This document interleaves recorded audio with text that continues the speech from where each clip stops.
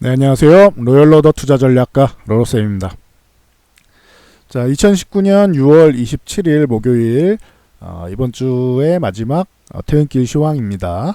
그런데 뭐 내일이 거의 올해래 이달의 마지막 날이죠. 그러다 보니까 내일까지는 올려드릴게요. 참고하시고요.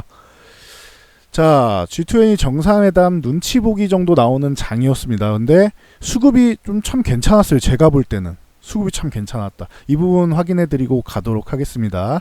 또 바이오주가 급락했는데 HLB 사건이 있었고 이제 그 메지온 쪽에 뭐 루머가 돌았죠. 그래서 그 부분에 대해서도 한번 짚어보고 가도록 하겠습니다. 자, 먼저 다우 지수 같은 경우는 전일 그냥 뭐 횡보했죠. 그래서 그냥 보합권으로 마감을 했다. 그래서 굉장히 강하다 이런 말씀을 드리고 있어요. 다우지수 같은 경우는 지금 미중 무역 전쟁에서 뭐 해결된 게 아무것도 없어요. 지금 G20 정상회담에서 이제 만난다 이 정도죠. 그냥 기대감 정도만 있는 거고 다들 그렇게 생각하지 않나요? 이번에 만나면은 협상이 된다? 협상해서 이제 협상이 타결된다라고 생각하시는 분, 이게 당연히 베스트 시나리오잖아요. 협상이 타결된다라고 생각하시는 분들은 별로 없을 것 같아요. 저도 이거는 굉장히 확률이 낮은 한 자릿수나 될까? 뭐 그 정도 확률밖에 안 될 거라고 봐요. 이거는 거의 불가능에 가까운 확률이 아닌가 싶어요. 이건 불가능이라고 할 수는 없으니까 불가능에 가까운 확률이 아닌가, 굉장히 낮지 않나 이렇게 생각합니다. 그리고 나서 그냥 일반적인 뭐 베이스적으로 지면은 그냥 협상을 이어가겠다. 협상 하자. 뭐 이 정도가 되겠죠. 협상 이어가겠자. 그리고 나서 워스트 쪽으로 치면은 서로 뺨 때리고 등 돌리는 거죠. 안 해. 이런 개념이 되겠죠. 그래서 뭐 무난하게 그냥 협상하자 정도로 가지 않을까 싶어요. 그래서 협상을 다시 진행하자. 이 정도. 네. 요 부분에 대해서 이제 시진핑이 북한에 갔다 온 게 어떻게 작용하느냐 뭐 이런 거랑 이제 좀 맞물려서 좀 봐야 될 것 같은데, 이걸 다 떠나서 다우증시는 너무 강한 것 같습니다. 항상 말씀드리지만 얘가 이렇게 내려와서 26,100포인트까지 내려왔다가도 전혀 이상하지 않은 시장이다, 뭐 자연스러운 시장이다라고 말씀드렸는데 얘는 참 강해요. 이거는 금리 인하 기대감인 것 같습니다. 제가 볼 때는. 그래서 이 정도까지 보시면 될 것 같고요. 자, 나스닥 같은 경우는 이게 자연스러운 겁니다라고 제가 어제 말씀드렸죠. 7,900포인트 여기를 살짝 뭐 이탈하면서 7,800, 7,900 요 사이 61선 있고 하니까 이 정도는 조정받는 게 자연스러운 것 같다. 이게 요 정도까지 조정받는 게 다우 증시로 치면 26,100포인트다. 근데 26,000에서 한참 위에 올라가 있었죠. 다우는. 이게 정상적인 거예요. 이게 정상적인 거. 이게 아주 정상적인 거고 다우가 비정상적으로 센 거예요, 여러분. 네. 그래서 뭐 요런 정도를 생각했다라고 했는데, 뭐 나스닥 같은 경우 어제 반등이 나왔는데 반등다운 반등은 안 나왔어요. 그래서 뭐 요렇게 뭐 좀 음봉이 좀 길게 하나 나왔고 그거를 제압하지는 못했다. 그러면은 단순해졌어요. 나스닥 같은 경우 8,000포인트를 넘어가야지 세진다. 그 전까지는 요 사이에서 21선하고 8,000포인트 사이에서 놀지 않겠네. 뭐 요렇게 보면 될 것 같아요. 8,000포인트를 넘어가고 이탈하지 않으면은 뭐 추가적으로 얘도 뭐 신고가 써면서 나가겠죠. 근데 그 전까지는 뭐 그렇게 보면 될 것 같아요. 그래서 8,000에서 7,800 사이 요 음봉 그냥 상단 정도 찍어 본 겁니다. 그래서 요 정도로 기존에도 뭐 의미를 살짝은 만들었고 하니까, 그러니까 대응 구간이 점점 조금씩은 높아지고 있다 정도로 생각하시면 될 것 같아요. 이해하셨어요?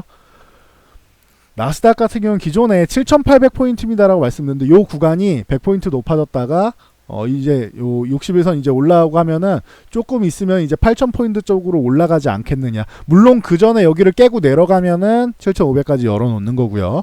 뭐 참고로 보시면 될 것 같아요. 그 정도 대응을 보시면 될 것 같고, 사실 오늘 저도 우리 시장에 기대감이 있었던 게, 계속 말씀드렸는데 필라델피아 반도체 지수가 우리나라에는 굉장히 중요하다.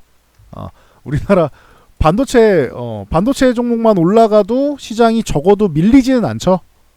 상승할 가능성이 높고 적어도 하락은 잘 안 해요. 하락해도 진짜 약보합 수준이지 급락은 없어요. 우리나라가 반도체 종목만 올라가도. 저 필라델피아 반도체 지수가 전일 뭐 강세를 보였기 때문에 그러면은 뭐 삼성전자랑 이제 뭐 하이닉스랑 뭐 양호하지 않겠느냐 뭐 이런 생각을 해볼 수 있겠죠. 그리고 관련 장비주들 다 수두룩한데 양호하지 않겠냐 이렇게 생각할 수 있다라고 말씀드렸죠. 이거는 아마도 마이크론 효과가 아닌가 싶습니다. 제가 볼 때는 마이크론이 뭐 감산 조치에 대한 의지를 명확하게 했고 이 부분에 대해서 뭐 의지를 또 드러내고 있으니까 효과는 좋았다. 거기다가 이렇게 했더니 뭐 실적도 그렇게 기대치 정도는 충분했다. 뭐 이런 정도니까. 그래서 지금 이 필라델피아 반도체 지수가 계속 말씀드리는데 1450포인트 요 구간을 돌파해 줘야 된다. 여기를 넘어가 주면은 우리나라도 이제 뭐 코스피 쪽에 이제 반도체 지수가 좀 끌고 올라갈 수 있지 않게 여기를 돌파하면 2130포인트는 돌파하지 않겠느냐 뭐 요렇게 보고는 있습니다. 안착 가능성을. 근데 뭐 그 전까지는 뭐 봐야겠죠, 저도. 일단은 뭐 턱밑까지 올라오기는 했습니다. 그래서 좀 기대감을 갖고 있다. 참고로 알고 계시면 될 것 같고 빠르지 않더라도 21선이 이렇게 올라오고 있죠, 지금. 21선이 기울기가 낙폭이 클 때는 못 올라온다고 했어요. 올라와도 맞고 밀릴 가능성이 높다. 올라가도 맞고 밀릴 가능성이 높다. 맞죠? 기울기가 아래로 돼 있어요. 그러면은 이 기울기가 완만해지고 위쪽으로 돌려서야 좋아진다라고 말씀드렸는데 이제는 위쪽으로 돌려 세우고 있어요. 그리고 위쪽을 61선을 3번 두들겼어요. 그러면은 돌파 가능성도 있고 얘가 올라올 때 이렇게 맞고 올라갈 요럴 가능성도 있고 뭐 두 가지가 있겠죠. 바로 올라가냐 맞고 올라가냐 차이인데 이 돌파할 가능성이 이제는 조금씩 높아지고 있다라는 걸 알고 계시면 될 것 같아요. 자, 그러면은 요렇게까지 보고 우리나라 증시로 돌아올게요. 자, 코스피 같은 경우는 제가 수급적인 기대감이 좀 높다 뭐 요런 말씀을 계속 드리고 있죠. 자, 요거를 보여드리면은 자, 수급적인 기대감 쪽에서 계속 보여드리고 있는 게 최근에 선물 동향이 좋다라고 말씀드렸죠. 어제도 5,500 계약인데 오늘 한 2, 3천 계약만 매수해줘도 괜찮을 것 같다. 이렇게 말씀드렸는데 기억나시죠? 2, 3천억만 2, 3천 계약만 2, 3천 계약만 매수를 해줘도 유의미한 값을 가진다. 이렇게 말씀을 드렸고 아니면은 만약에 이게 매수가 안 들어온다고 치면은 한 뭐 2천 계약 매도 정도가 나온다 치면은 그러면 나가리다. 근데 그게 아니고 뭐 옵션 쪽에서 한 뭐 적어도 한 3, 40억 정도만 들어와도 요것도 의미를 가질 수 있다. 만약에 요게 환매가 나오면서 3, 40억 매수가 들어오면은 의미를 가질 수 있다. 풋옵션 별로 신경 쓰지 마라. 이렇게 말씀드렸죠. 근데 오늘 포지션이 생각보다 굉장히 좋았어요. 외국인이 주식을 매수했죠. 연기금이 2,500억 가까이 매수했어요. 연기금이 엄청난 매수를 했죠. 요건 좀 의미를 갖겠죠. 연기금이 좀 세게 매수했구나라는 의미를 갖겠죠. 외국인 매수했죠. 근데 주식보다 더 좋은 거는 오늘 매수를 안 하고 이렇게 콜옵션만 매수해도 좋은데 선물까지 어제보다 더 큰 매수 이틀 동안 그러면은 한 12,000 계약 매수한 거죠. 그리고 오늘 콜옵션 원하는 매수 콜옵션이 들어왔죠. 풋옵션 이거는 소폭 매수가 들어와도 이건 프로텍티브 풋 전략이구나 생각할 수 있는데 오히려 매도까지 나왔어. 그러면 전체 다 상방향인 거예요. 코스피 주식 샀죠. 주식 매수 윗방향이죠. 코스피 선물 매수 윗방향이죠. 콜옵션 매수 윗방향이죠. 풋옵션 매도 윗방향이죠. 적어도 하락은 아닌 거죠. 밑에는 막고 있는 거니까. 전체적으로 다 윗방향을 구축하고 있다. 어저께 말씀드린 걸로 선물 빼고는 금액이 작아서 의미가 없다라고 말씀드렸는데 오늘은 코스피 주식 같은 경우는 큰 의미는 아닌데 연기금에서 매수해 준 게 좋고요. 선물은 의미가 있다. 선물에서 의미 있고 연기금 코스피 주식 매수 의미 있고 외국인도 나쁘지는 않다. 요거는 작은 의미. 선물은 큰 의미. 그리고 콜옵션도 좀 큰 의미가 있다. 그리고 풋옵션은 뭐 작은 의미. 그래서 요 동그라미 정도 순서로 의미를 가지면 될 것 같아요. 제일 큰 의미는 선물 매수인 것 같고요. 그리고 나서 콜옵션 외국인의 콜옵션 매수랑 연기금의 2,500억 매수 요 두 가지가 비슷비슷한 것 같아요. 이게 1순위 이게 2위 정도 되는 것 같고 그 다음 외국인 뭐 매수가 여기 한 3위 정도 되고 이거는 의미를 부여해도 되고 안 해도 될 것 같아요. 이거는 풋옵션 같은 경우는. 근데 풋옵션 이것도 좋은 거다. 뭐 요 정도까지만 말씀드리면 수급은 참 좋죠. 그러니까 G20에 대한 기대감은 우리나라에서도 외국인들이 반영을 해주고는 있는 것 같아요. 그리고 G20에 대한 기대감인데 여기에 플러스 알파로 더 중요한 거는 이제 금리 인하. 우리나라도 금리 인하 한국은행 이재열 총재께서 금리 인하 가능성에 대한 이런 발언을 하셨죠. 금리 인하하겠다는 아닌데 뭐 상황 봐서 뭐 지켜보는 걸 얘기하면은 하반기도 쉽지 않다 이런 얘기를 계속하고 있잖아요. 그러면 금리 인하를 할 수 있다라는 거를 추론할 수 있는 거잖아요. 그러다 보니까 플러스 알파로 금리 인하까지 G20 정상 기대감 요 두 가지가 이제 같이 호재로 작용하고 있는 것 같습니다. 그래서 이제 61선을 건드리고는 있는데 아직 뭐 이게 뭐 거래량이 늘거나 뭐 그러지는 않고 있고 바이오 쪽에서 좀 안 좋은 소식이 있다 보니까 그랬던 것 같습니다. 코스닥은 당연히 안 좋았겠죠. HLB에서 분명히 전일 얘기한 정도만 보면 나쁜 건 아니에요. 이거는 HLB 영상 하나 올려놨으니까 보시면 될 것 같아요. 근데 오늘 악재가 터졌고 뭐 메지오 같은 경우도 뭐 루머가 돌고 뭐 사실 그 무근이라고 했죠. 예전 회사에서는. 그래서 근데 그런 관련 쪽으로 해서 그냥 쭉 주가를 급락을 이끌었던 것 같습니다. 그래서 요거는 지금 뭐 700포인트를 살짝 이탈했는데 뭐 일단 혹시나 모를 추가적인 하락 열어놓는다고 해도 요거 그 685포인트 정도까지는 열어놓는다고 쳐도 지금 약세 구간이니까 뭐 인정은 해야겠죠. 그래서 저는 그 정도까지 안 좋은가 이렇게 싶을 정도였는데 자세한 거는 앞에 그 영상 올려드렸으니까 보시면 될 것 같아요. 그래서 요 구간까지는 열어는 놓는데 안 내려올 수도 있을 것 같아요. 저점 매수가 조금은 들어와서. 근데 요거는 좀 지켜봐야 될 것 같아요. 다음 주까지만 지켜보면 될 것 같아요. 그리고 다음 주에 21선을 회복해주면 제일 좋고 뭐 다음 주에 회복을 못하더라도 바이오 쪽이 약세면은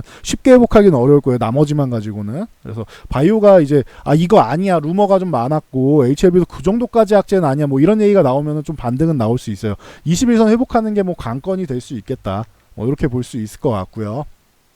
코스닥은 조금 어려워진 것 같습니다. 주가가 원래 이제 글로벌 뭐 호재가 글로벌적인 호재가 들어오면은 코스피 쪽이 좀 유리하고 코스닥 쪽은 이제 코스피가 간 다음에 따라간다라고 했는데 이거는 쉬는 정도가 아니라 악재가 터져가지고 뭐 요렇게 좀 밀렸다. 코스닥은 좀 불안한 모양을 만들었다. 네. 요게 저점 매수 구간에 기회가 될지 요거는 좀 지켜봐야 될 것 같아요. 왜냐면은 오늘 뭐 이것저것 루머가 너무 많고 뭐 카더라가 너무 많아가지고 조금 더 봐야 될 것 같습니다.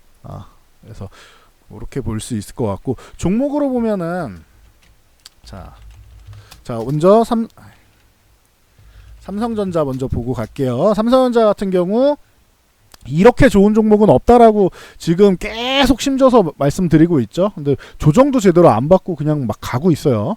근데 어느 정도 올라가면 47,000원 부근이라도 가면은 한 번 정도는 이제 쉬었다 갈 수도 있고 위에서 기다렸다 갈 가능성도 있어요. 지금은. 근데 쉬면은 뭐 21선, 61선 골든 크로스 나고 또 이렇게 올라오면은 뭐 45,000원대까지 한번 눌렸다거나 뭐 이런 가능성은 있을 수는 있겠죠. 그래서 47,000원 돌파해주면은 추가적인 상승 뭐 충분히 가능해요. 이 삼성전자만큼 좋은 종목 못 찾는다라고 제가 계속 말씀을 드리고 있죠. 그래서 뭐 참고하시면 될 것 같고요. 이거는 화웨이 기대감, 화웨이를 통으로 옮겨서 매수할 수 있는 기회를 받을 수 있는 유일한 기업이다. 화웨이 있는 사업 내용을 다 받아갈 수 있는 유일한 기업이다. 전 세계에서. 부분별로는 다 있어도 통으로 삼성전자 대체가 가능하죠. 그러다 보니까 삼성전자 저는 엄청난 기대감을 갖고 있어요. 이미 5G 장비 시장에서 삼성전자가 1위 탈환했다고 하죠. 화웨이가 1위였는데 유럽 시장 점유율이 화웨이가 그렇게 높은데도 불구하고 40% 이상 된다고 하죠. 근데도 이제 삼성전자가 이제는 1위를 탈환해서 올라왔다. 뭐 이런 얘기가 들리고 있죠. 거기다가 반도체 쪽에 기대감 이게 삼성전자 쪽에서 가장 큰 우려감은 반도체 부분이란 말이에요. 주 먹거리니까 가장 큰 돈이 되고 있으니까 지금 이건 신성장 동력인 거고 5G는 반도체는 현재 먹거리니까 캐시카우니까. 근데 요게 마이크론 뭐 실적 봤는데 뭐 양호한 거 같고 감산 또 계속 한다고 하고 잘하면 이거 3분기에도 턴되는 거 아니야 이런 얘기가 나오고 있죠. 저는 3분기까지는 이제 하락을 좀 멈추는 구간 요런 구간이라고 했죠. 이렇게 지금 이렇게 내려가고 있으니까 3분기에는 요렇게 멈추는 구간 4분기에 요렇게 턴을 시작하는 구간이 되지 않을까 요렇게 말씀을 드렸는데 이게 빨라져서 이렇게 4분기에 이미 올라오거나 3분기에 턴에서 4분기에 올라간다거나 하면은 좋은 거죠. 근데 그런 얘기가 스물스물 나오고 있죠. 아직까지 저는 좀 요거는 좀 의심스러워요. 그냥 얘기만 나오는 거고 내려오면서 4분기에 턴되는 거 정도만 해줘도 충분하다고 봐요, 저는. 그래서 그 정도로 반도체를 접근하고 있다. 그런데도 지금 반도체 접근하는 게 맞다고 저는 생각합니다. 제 개인적인 의견이니까 참고하시면 될 것 같고, 그래서 삼성전자만큼 좋은 건 없다. 여기에 파운드리 쪽에서 뭐 AMD 같은 경우는 뭐 일단 그 뭐 GPU 쪽을 해가지고 뭐 협력사가 됐고, 그리고 인텔이 들어온 게 뭐 엄청난 거죠. 엔비디아랑 인텔이랑 뭐 지금 다 들어오고 있잖아요. 뭐 다 들어오고 있잖아요. 그러면은 뭐 끝난 거지 뭐. 삼성전자 입장에서는 지금 세계에서 뭐 이쪽으로 미국에서 제일 큰 업체들 다 지금 들어오고 있는 거잖아요. 인텔이랑 뭐 들어오는 거잖아요. 큰 업체들 뭐 있어요. 인텔, 퀄컴 뭐 이런 데가 제일 큰 업체들 아니에요. 엔비디아 제일 큰 업체들 아니에요. 이런 데들 들어오고 있잖아요. 그러면은 TSMC랑 대만의 TSMC랑 사실 쳐다도 못 봤어요. 원래 TSMC 같은 경우는 삼성에서 TSMC는 쳐다도 못 봤어요. 근데 이제 슬금슬금 이제 명함 정도는 내밀 정도는 됐죠. 아직까지 TSMC가 큰 건 당연한 건데, 얘네가 화웨이 쪽 이제 수주를 포기를 안 했잖아요. 화웨이 수주 포기 안 하니까 얼씨구나 하고 삼성으로 들어오는 거예요. 근데 그냥 들어오는 게 아니라 삼성도 TSMC 따라잡아야 되잖아요. 그래서 제가 요런 얘기는 말씀드렸었죠. 삼성이 TSMC보다는 단가를 후려쳐서 받을 거다. 그래서 이익금이 그렇게까지 많이 남지 않을 가능성이 높다. 이런 얘기는 제가 기존에 말씀을 드렸죠. 기억나시죠? 그래서 이익금은 조금 줄어들더라도 일단은 점유율 쪽에서 끌어올리고, 지금까지 삼성전자에 의뢰를 안 했던 업체들이 의뢰를 하는 거잖아요. 그러면은 이 판도가 바뀌는 거잖아요. 그렇죠? 점유율을 뺏은 다음에 삼성전자 거 처음 써봤는데 나쁘지 않네, 괜찮네. 그러면은 나중에 영업이익 조금 올려도, 지금보다는 조금 더 올려도 계약도 하겠죠. 왜냐면 지금은 못 믿는 거 아니에요. 니네 TSMC보다 기술 딸리잖아. 이렇게 얘기를 했었는데, 지금 같은 경우에는 일단 써보고 얘기를 하겠죠. 그래서 삼성이 되게 중요한 기로점에 있는 것 같아요. 중요한 시점에 있는 것 같아요. 그래서 EUV 공정이나 뭐 이런 쪽에 대해서 계속 뭐 얘기를 하고 어필을 하는 거예요. 삼성이. TSMC 지금 기회다 생각하고. 그러면은 파운드리 올라가면 그만큼 비메모리 좋아지는 거고, 비메모리 쪽에 이제 그 팹리스랑 파운드리가 있는데, 파운드리는 이렇게 들어가는 거고, 팹리스도 설계 쪽 같은 경우도 AMD랑 이렇게 협약을 하고 저쪽에서 들어오는 거 뭐 삼성에서 보긴 볼 거 아니에요. 그러면은 본인들이 뭐 영감을 얻겠지. 받으면은 다 좋은 거예요. 영감 정도는 얻을 수 있어요. 물론 그게 쉬운 건 아닙니다. 굉장히 어렵고 힘든 일이겠죠. 근데 본인들이 뭐 열심히 해야지 그건 어떻게 하겠습니까? 그거는 제가 장담할 수 있는 부분은 아닌 것 같아요. 영감을 얻을 가능성이 없는 것보다는 나은 거잖아요. 그래서 그 정도는 보고 있다. 그래서 삼성전자만큼 좋은 종목을 저는 아직 못 찾겠다라는 얘기를 계속 언급드리고 있죠. 그리고 최근에 SK하이닉스가 흐름이 바뀌었다라는 말씀을 드렸는데, 하이닉스도 지금 제가 그래서 요 말씀드린다면 요 73,000원 구간 혹은 요 아래쪽이 61선이니까 요 아래쪽이라도 뭐 건드리지 않겠느냐, 요런 뭐 물론 위로만 이렇게 간다기보다는 요런 식으로 이렇게 가더라도 조정을 받으면서 가더라도 가능성이 있지 않겠느냐 했는데, 오늘 벌써 71,600원 뭐 이 거의 다 온 거죠? 거의 다 와버렸어요. 오늘 같은 경우에 거래량도 좋아요. 이거 마이크론 효과인 것 같아요. 제가 볼 때는. 그리고 코스피 같은 경우는 수급이 좋다라는 얘기를 계속 언급드리고 있죠. 언제부터 좋아졌다? 6월 선물 옵션 만기일 때부터, 이 이후부터, 이 기점으로 해서 선물 옵션 만기일까지는 저는 그렇게 좋게 안 본다라고 했는데, 선물 옵션 만기일이 제 예상보다 조금 더 좋게 나왔죠. 그리고 나서 수급이 좋아진다라고 말씀을 드렸죠. 그게 지금 반영이 좀 되고 있는 것 같아요. 이제 계속 쉬다가 이제 조금 반영이 되고 있는 것 같아요. 지수보다는 이제 삼성전자랑 하이닉스 먼저 끌어올리면서 반응하고 있는 게 아닌가, 이런 생각을 하고 있습니다. 거기다 하이닉스 같은 경우는 128단 쪽으로 해가지고 세계 최초로 이제 뭐 1테라 뭐 TLC 공정 그쪽으로 해서 지금 호재가 있기 때문에 얘네 100단 이상은 어렵지 않겠어라고 얘기했던 시각을 완벽하게 뭉개는 이런 발표가 있었다. 그러니까 하이닉스가 좋아지는 거다. 그동안 좀 하이닉스는 이 반도체 쪽만 집중하고 있기 때문에 삼성보다는 조금 리스크가 있어갖고 좀 못 오르는 것 같다, 이런 말씀을 드렸죠. 좀 약세인 것 같다, 이런 말씀을 드렸었죠. 그래서 빨리 요 21선 66,000원 요 회복하고 21선 위쪽에 놀아야 된다. 그래서 요렇게 가파르게 내려올 때는 아니고 완만해지기 시작하면 그때부터 좋아진다라는 얘기를 제가 지난주부터 계속 말씀을 드렸죠. 그 전까지는 생각보다 약하네요 이렇게 말씀을 드렸는데 제 생각보다 약했어요. 요거는 여기는 이 구간은 버텨줄 줄 알았는데 한 번 더 밀렸잖아요. 그러니까 제 생각보다 약하게 내려간 거예요. 근데 시장에서는 약간 요런 식으로 보는 것 같아요. 지금 역헤드 숄더 이렇게 만들고 올라가는 모양 아니냐. 이렇게 그어드릴게요. 역헤드 숄더 모양 만들고 요렇게 올라가는 모양 아니냐. 그러면 68,000원 지지가 중요하겠죠. 이제는 68,000원 쪽에 지지받는 게 중요하지 않겠느냐. 뭐 요런 뭐 얘기가 나올 수는 있겠죠. 그러면은 조금 위쪽에서 왔다 갔다 하다 밀리면 68,000원까지 얘가 올라올 때 터치하고 이렇게 위에 73,000원 뚫어내주고 하면 얘도 삼성전자처럼 그때부터 기대감을 가질 수 있다. 73,000원을 넘어가주는 게 중요하다. 뭐 이렇게 해서 설명을 드리도록 할게요. 다음 셀트리온. 자, 셀트리온 같은 경우 오늘 바이오 쪽에 뭐 악재가 나오면서 오히려 셀트리온은 기회가 아닌가 이런 생각도 드는데 이거는 장담은 못하겠어요. 사실. 셀트리온이 제가 최근에 계속 이런 말씀을 드렸어요. 생각보다 수급이 너무 강한데요. 이런 말씀을 드렸어요. 보시면은 외국인이 미친듯이 샀어요. 최근에 보면은 5월 하순부터 해가지고 외국인들이 미친듯이 샀어요. 얘네가 웬일이지? 얘네가 왜 이렇게 사지? 생각이 들 정도로 열심히 사고 있어요. 실적에 대한 뭐 기대감이 좀 있는 것 같아요. 50만 주 가까이 매도했다가 지금 다시 사고 있으니까 최근에 요 구간부터 시작해가지고 보면은 140만 주 이상을 산 거다. 그죠? 140만 주 이상을 산 거잖아요.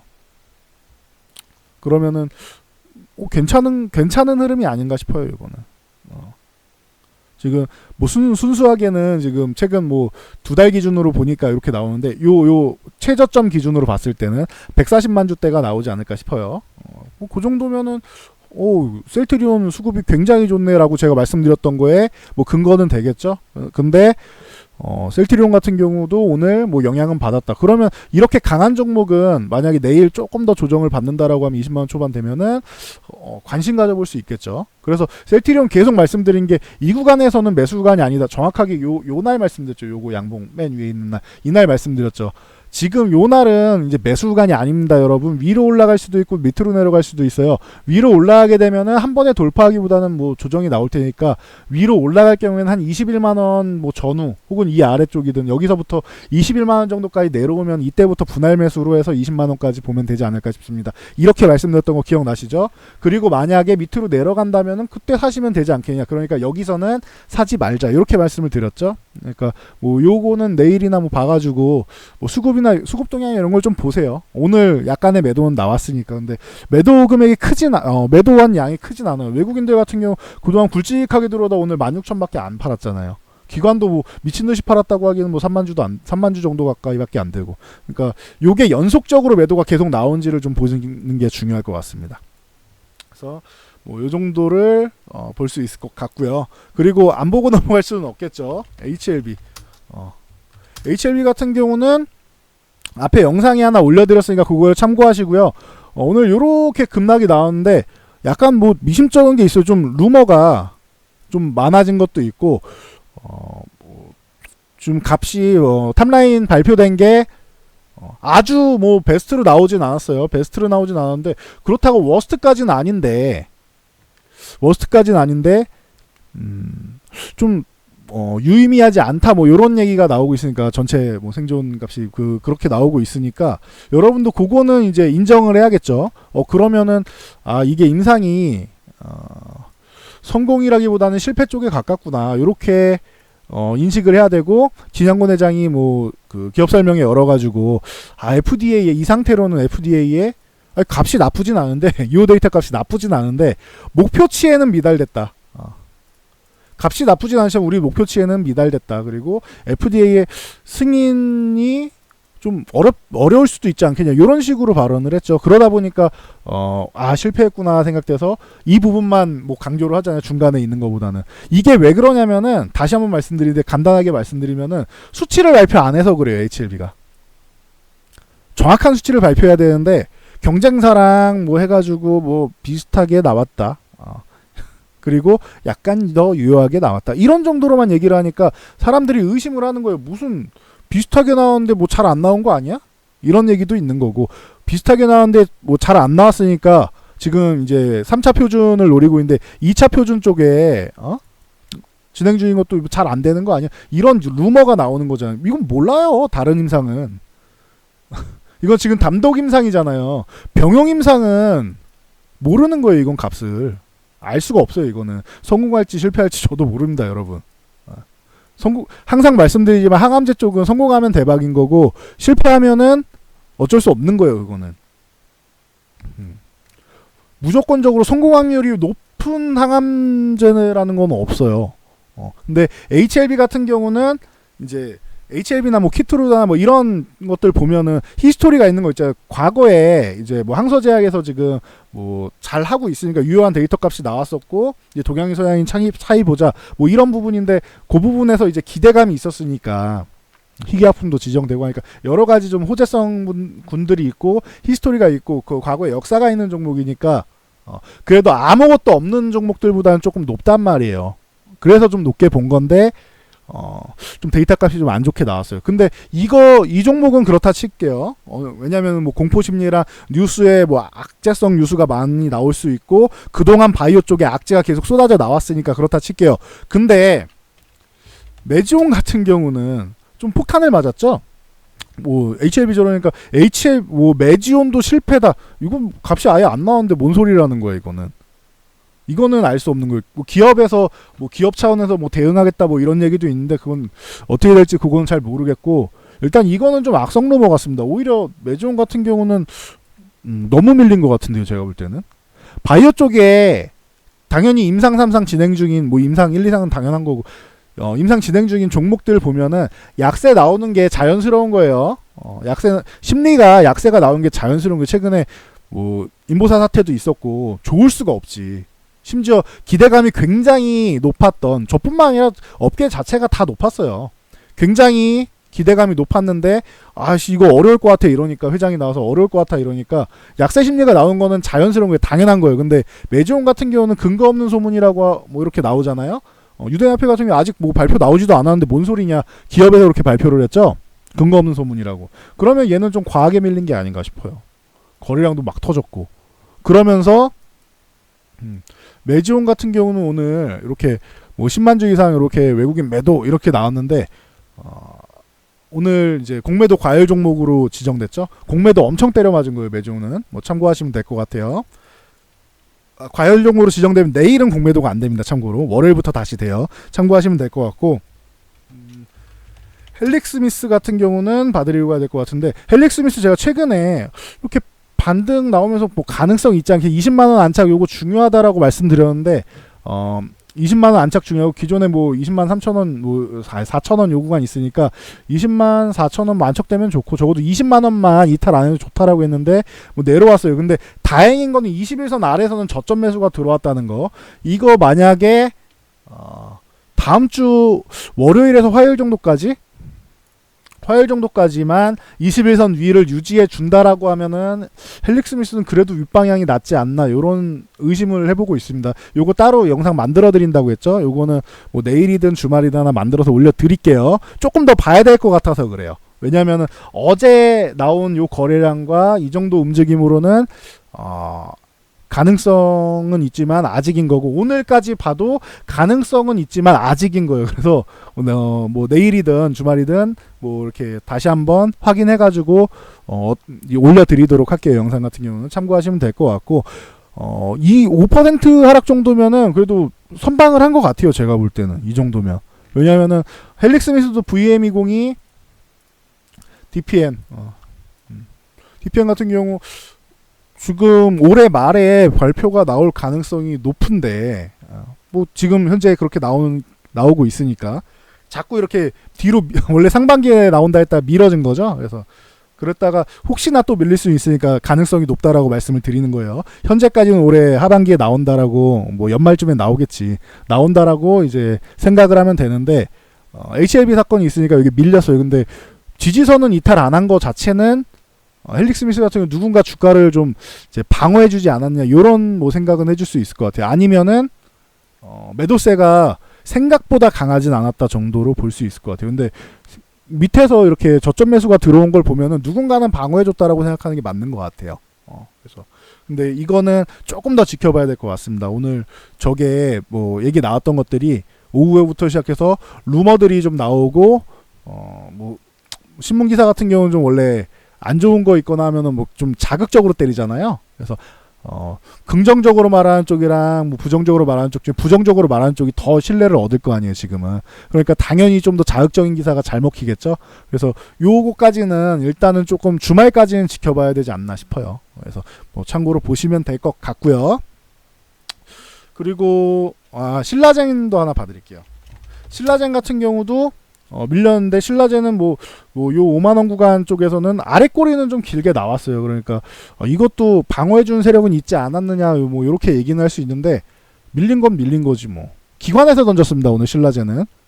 외국인은 뭐 5천 계약 정도? 6천 계약 조금 안 됐어요. 5,900 계약 정도? 그리고 기관에서 10만 주 넘게 던졌으니까 11만 주 이렇게 던졌으니까 요 신라젠 같은 경우는 기관이 던졌다, 요 정도로 보시면 될 것 같고, 신라젠이 최근에 요 종목도 수급이 나쁘지 않았어요. 기관하고 외국인 쪽에서 매수가 들어오다 오늘 좀 꺾인 건데, 뭐 이 부분에 대해서는 조금 더 지켜보면 될 것 같아요. 신라젠은 다 말씀드리는데, 여기 55,500원 요 구간 있죠.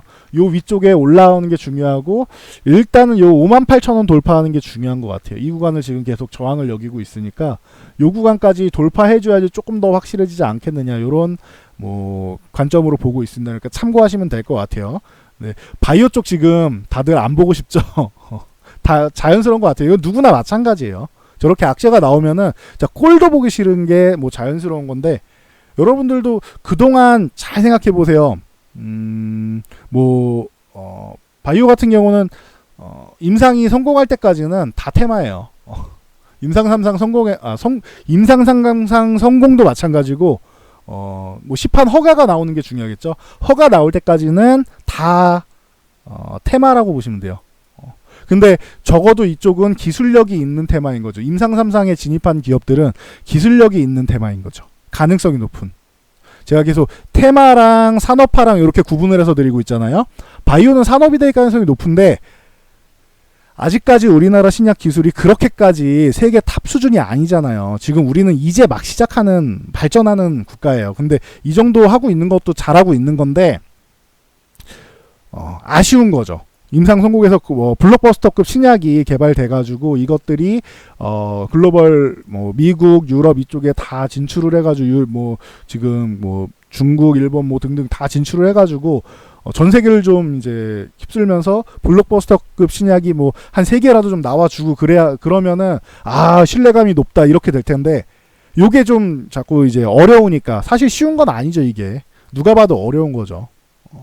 심지어 대기업에서 뭐 자금 빵빵하게 투자하는 것도 아니고, 우리나라는 참 열악한 환경에서 이 바이오 기업들이 개발을 하고 있는 거란 말이에요. 그러니까 응원을 해주는 게 맞는 것 같아요. 꼴 보기 싫어 하시는 분들은 바이오 가서 욕할 생각하지 마시고, 바이오 기업들이나 이런 데 욕할 생각하지 마시고, 본인이 관심 갖는 쪽에다가 보세요. 그거는 되게 시간 아까운 것 같아요. 어디는 막 이렇게 뭐 메지온 어쩌고저쩌고 뭐 신라젠 어쩌고저쩌고 이렇게 하고 다니시는 분들은 시간이 좀 아까운 것 같아요. 저는 그 시간에 그러면 내가 원하는 건 뭐냐 찾아가지고, 바이오는 실적이 안 좋지 않느냐, 셀트리온이나 뭐 유한양이 뭐 이런 한미약품 조근당 등등등등 녹십자 등등 몇 군데 빼면은 실적 찍히는 기업 없지 않느냐. 그러니까 실적 좋은 기업을 보겠다. 그래서 섹터도 실적 좋은 데를 보겠다. 뭐 IT 보세요. 좋아지겠지.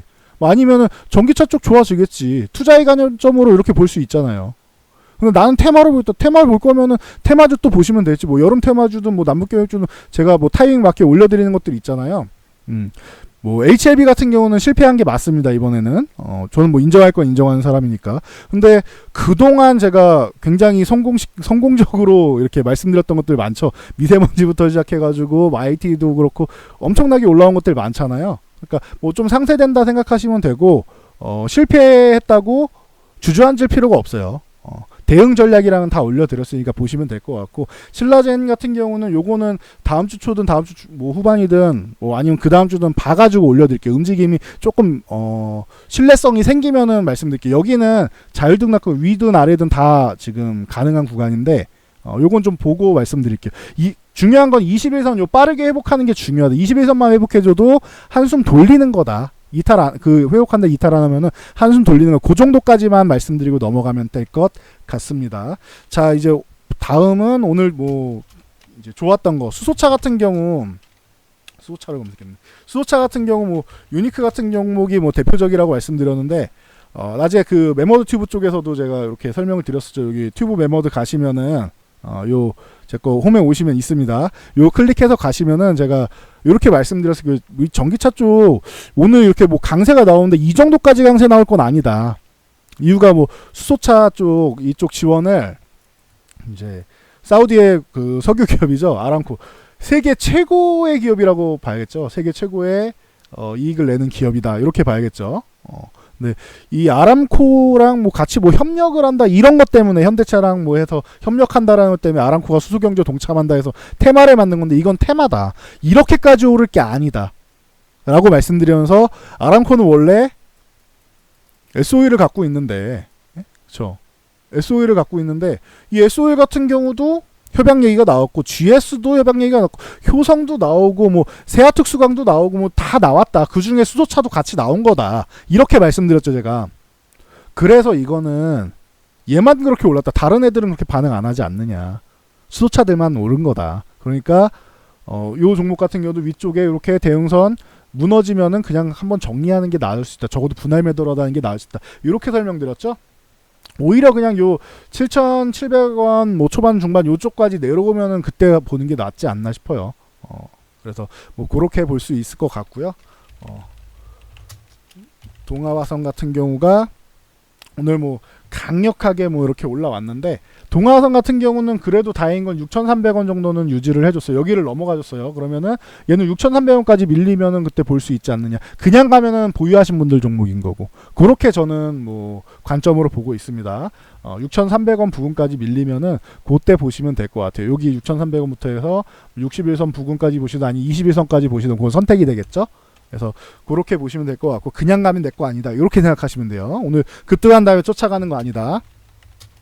풍국주정 같은 경우도 마찬가지다. 요것도 위쪽에 여기 뭐 22,000원 위쪽에 이렇게 돌파해 준 건 다행인데 이 22,000원 여기를 안착해 줘야 되는데 여기를 안착을 못 했다. 이게 아쉽다.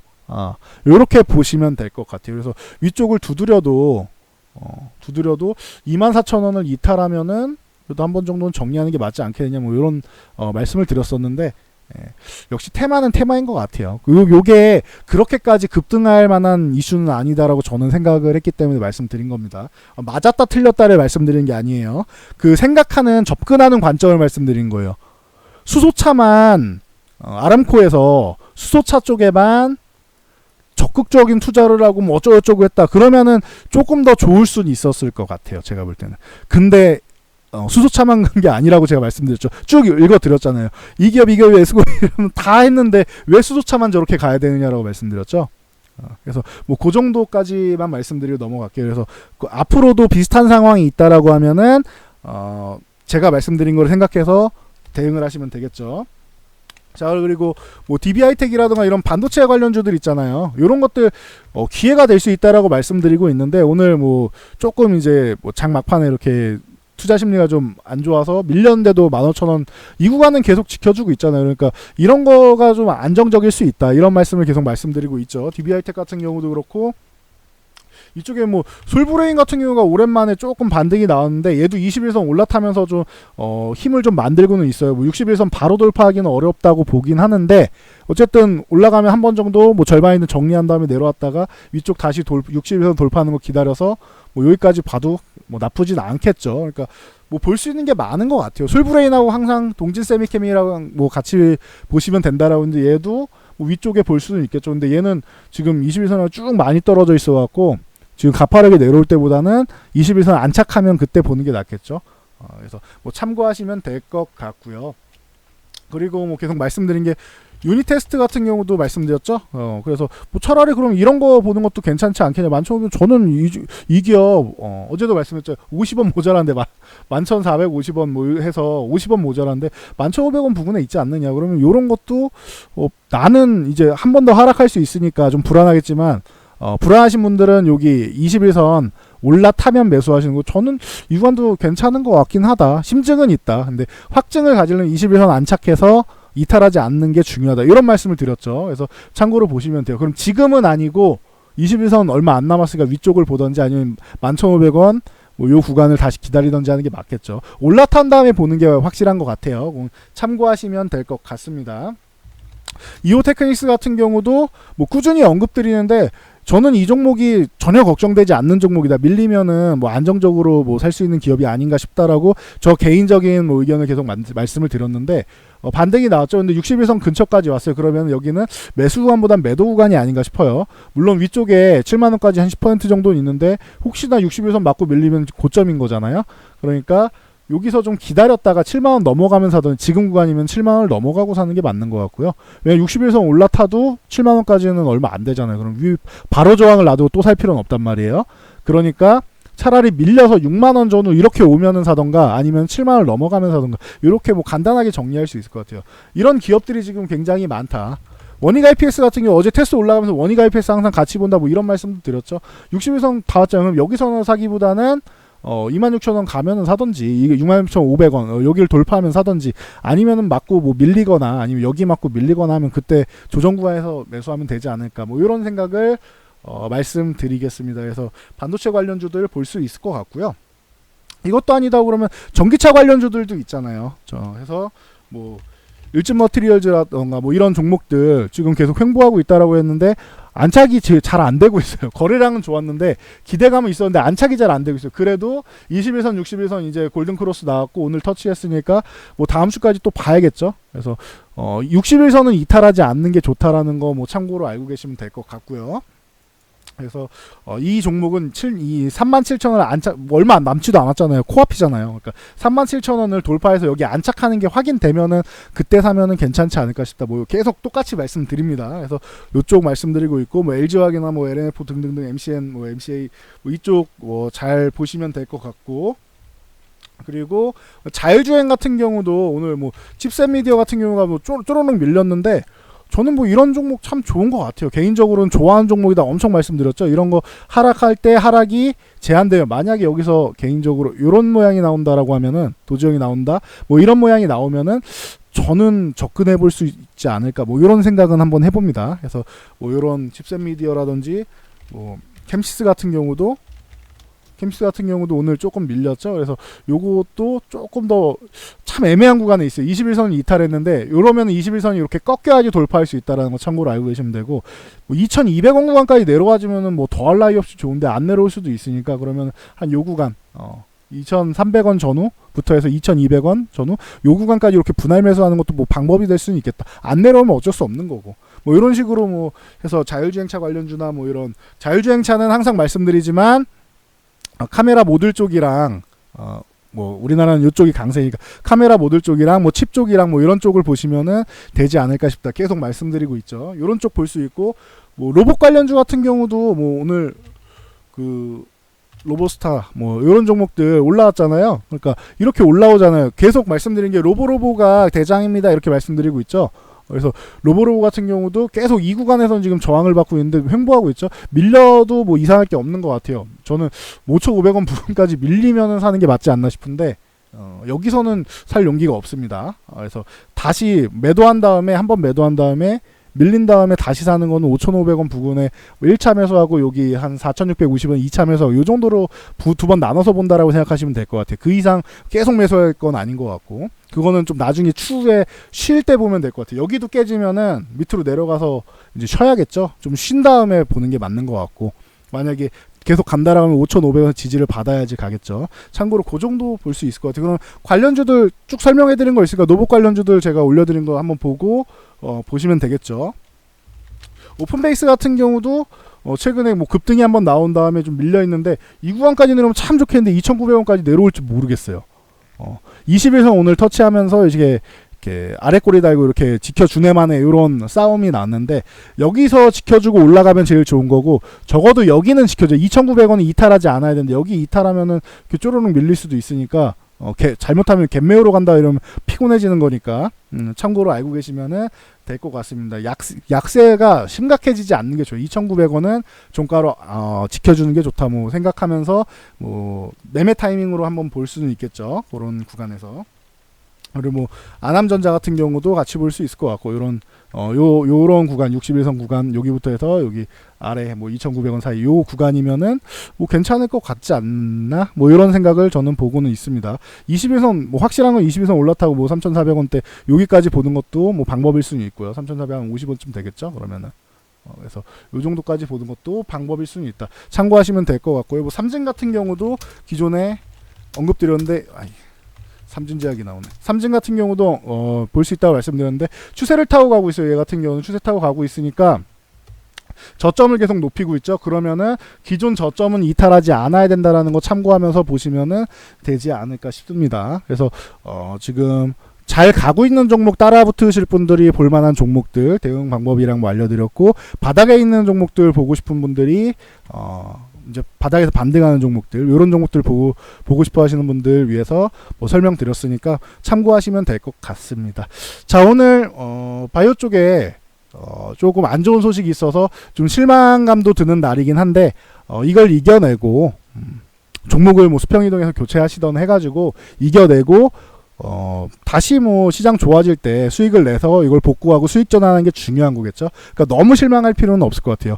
그래서 항상 말씀드리면 제 거 교육 영상을 좀 보세요. 여기 들어가서 여기 보시면은 지금 기술적 분석까지 넘어왔는데 앞에 마인드 특강이 제일 더 중요하다고 제가 수도 없이 말씀드리고 있죠. 마인드 특강 꼭 보시고 이 구간에 있는 이제 제가 포트폴리오를 이렇게 분산 투자해야 되는 이유랑 이런 거 다 말씀드리잖아요. 그래서 만약에 분산 투자했다라고 하면은 오늘 좀 밀려도 다시 이제 살아날 수 있는 이런 희망 같은 게 있단 말이에요. 근데 분산 투자를 안 하면 희망을 보기가 어려워. 이걸 다시 이렇게 막 끌어올리려면은 힘겹잖아요. 힘겹죠. 근데 분산 투자라면 조금은 낫다. 그러니까 그렇게 참고로 보시면은 되지 않을까 싶습니다. 그래서 여러분들 희망의 끈을 놓지 마시고요. 바이오 종목 같은 경우는 이번 주 다음 주 초 정도까지는 좀 보는 게 맞는 것 같아요. 그래서 그 중에서 또 옥석 가리기를 해가지고 다시 보면 될 것 같고 루머가 있는 종목들 같은 경우는 루머를 이겨내고 뭐 다시 뭐 반등이 나오기를 기대 한번 해보도록 하겠습니다. 빠르진 않더라도 바이오는 원래부터 뭐 장기 싸움이에요. 기업이 신약 개발 하나 하는데 15년 20년 이렇게 걸린다고 말씀드렸잖아요. 그러니까 여러분들도 같이 커갈 수 있는 파이프라인이 다양한 기업들로 해가지고 보시는 게 맞는 것 같습니다. 그래서 자 오늘은 여기까지 하고 마무리하도록 하겠습니다. 자 오늘도 마무리 잘 하시고요. 저는 내일 다시 돌아오도록 하겠습니다.